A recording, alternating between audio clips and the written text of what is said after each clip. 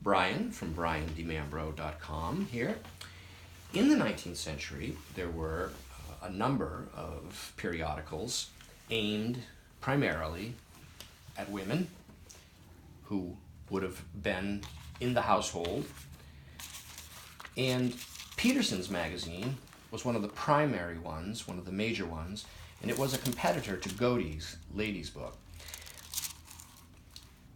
It was issued monthly, and the issues would have come with their own separate covers. But often publishers or owners would have the issues bound either in 6-month groupings or in annual groupings.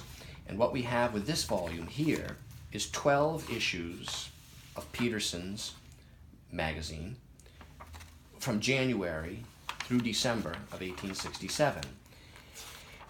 What makes this magazine so interesting is the profusion and assortment of plates throughout it, including steel engraved plates, wood engraved plates, hand-colored steel engravings, and a range of articles on all sorts of topics.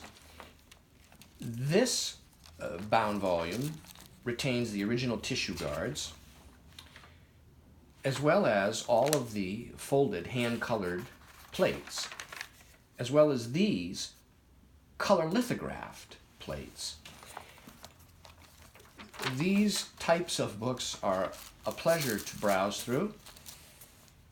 You get wonderful steel engravings in them, such as this mother building a house of cards with her child. This bound volume has within it the index to each of the 6-month installments or 6-month segments. So at the rear, we see the index to the July through December, and in the middle of the book is the other index for the first 6 months. And